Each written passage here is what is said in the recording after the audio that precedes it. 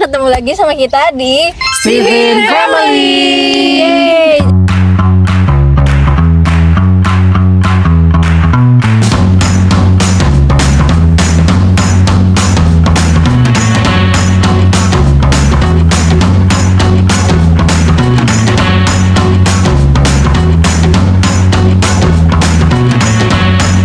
Jadi hari ini kita bakal jawabin nih pertanyaan-pertanyaan dari Sobat Fams. Oke, langsung aja yuk ke pertanyaan pertama. Gimana sih Kak cara ngilangin sedih sensing introvert? Gimana nih Kak Dika, Kak Marsha sebagai anak sensing? Sensing introvert ya? Ini seru banget sih sebenarnya kan sensing itu tipikalnya emang pengingat yang luar biasa ya. Tapi jangan berlama-lama atau berlarut-larut sama kesedihan lah gitu. Ya, kalau buat orang sensing sebenarnya receh aja ya buat bikin dia tuh happy lagi. Saya traktir dia makan ya makanan yang enak gitu, atau transfer itu seneng banget, atau diajak jalan-jalan. Pokoknya sensing ini harus gerak sih biar dia itu ada aktivitas sehingga dia nggak teringat tuh dengan memori-memori yang nggak mengenakan. Betul banget. Nah, kalau teman-teman tahu kalibrasinya sensing itu kan dia bermain dan berkeringat. Jadi banyak-banyak aja main keluar Iya, rumah, itu kan sibukin dirinya daripada harus mendekam di rumah gitu kan jadinya sedihnya malah nambah gitu kan, daripada sedih-sedih yang nggak berguna mending kita sibukin diri gitu loh keluar rumah, sama banyak-banyakin berkeringat yaitu olahraga, nge-gym. Sama satu lagi karena memorinya itu biasanya dia butuh trigger kan. Nah, kalau misalkan ada benda-benda yang ngingetin sama masa lalu, mendingan disingkirin aja. Tapi jangan disingkirin, jangan dibuang ya. Dijual. Ya jadi duit. Bisa aja. Betul. Tapi aku relate juga sih sama yang Karin bilang kalau sensing bergerak berkeringat olahraga. Karena aku kalau habis olahraga tuh ngerasa kayak apa ya, lebih happy aja gitu. Kayak terlampiaskan semuanya waktu olahraga. Kerilis ya Kak. Iya, jadi kalian cobain deh. Karena kan kehebatan di sensing itu kan di otot ya. Jadi maksimalin lah di situ. Di olahraganya.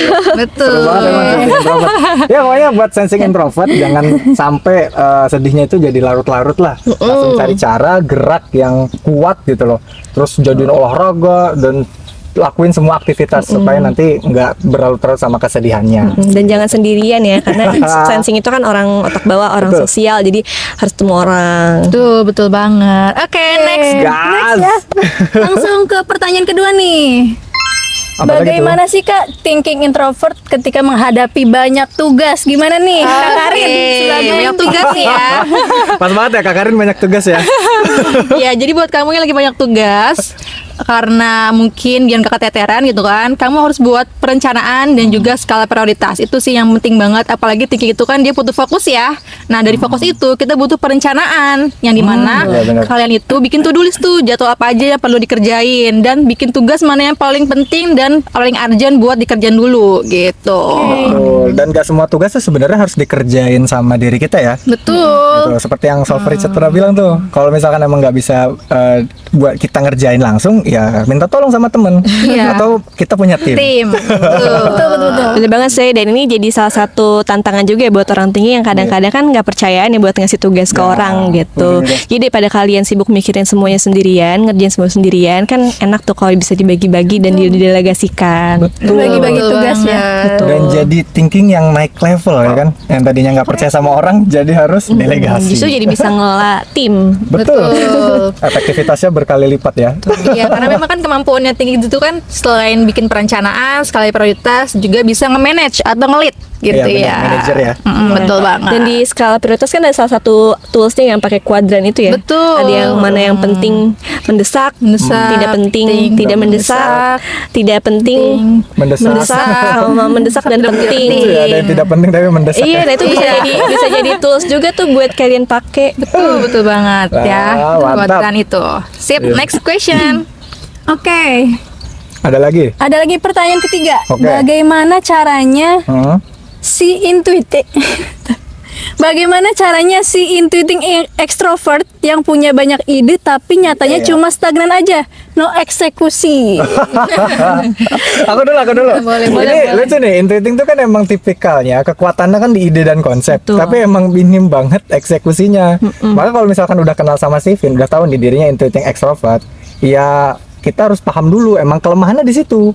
Maka kita harus berpartner dengan orang yang kuat di situ gitu loh. Benar. Berpartner dengan orang Sensing. Betul, sensing itu jago eksekusi ya Eksekusi, gitu. betul. Tapi kalian juga bisa ngandelin misalnya thinking ya, karena thinking itu adalah sosok mentor terbaik buat intuiting. Jadi intuitingnya punya ide besar, gambaran besar, bisa dibantu oleh mentor thinking untuk bisa nge-breakdown tuh apa aja sih yang harus Betul. dilakuin gitu. Terus kalau butuh tenaga ototnya, calling orang sensing. Yes. Paling gampang langsung berpartner dengan orang yang kuat di situ, atau ya kalau misalkan emang belum punya partner ya kan, belum punya ada teman yang bisa bantuin, ya paling enggak yuk latih dikit-dikit lah gitu loh. Tapi ya nggak usah fokus di situ juga gitu. Mampukan sampai level cukup. Ya, tapi tetap fokus buat ngegedein ide-ide kamu tuh. Betul banget. Jadi jangan sampai berputar di ide itu sampai nggak ketemu orang-orang yang memang bisa nanti kamu jadikan buat partner sama kamu itu. Tuh, kadang-kadang tuh idenya nggak tereksekusi karena idenya cuma di kepala dia Kepala doang. aja, Mungkin harus iya. dituangkan ya, mungkin dalam sebuah karya, entah itu di sharing atau Oh misalnya iya, ya kan bener-bener. diceritakan ke orang lain. Atau gabung di komunitas juga bisa. Bisa Betul. gabung di komunitas Stephen Family juga gitu. Jadi bisa ketemu sama orang yang satu frekuensi kan. Siapa tahu nanti bisa sharing-sharing gimana Bener, cara bener. eksekusinya gitu. Kita bisa dapetin tim dan juga bisa dapetin kolaborasi. Betul banget. Yo, sikat. Lanjut nih kami. Lanjut. Lanjut ya. Oke nih, pertanyaan selanjutnya. Apa benar feeling introvert bisa jadi orang yang nggak peduli banget sama sekitar, bahkan diri sendiri? Kayaknya yang paling tahu sih feeling dulu kan. Gimana Ayo nih, gimana nih? Dari kami. Harusnya kan itu feeling tuh punya ini ya, punya dia tuh harusnya lebih peduli gitu kan, lebih care, terus merhatiin sekelilingnya. Tapi kalau misalkan dia mungkin jadi nggak peduli tuh karena mungkin dia nggak banyak menerima cinta dari kelilingnya, dari lingkungan atau keluarganya, bisa jadi. kurang dicintai. Jadi aduh, harus diisi penuh tangki cintanya. Jadi harus lebih luas lagi, lapang lagi hatinya. Gitu.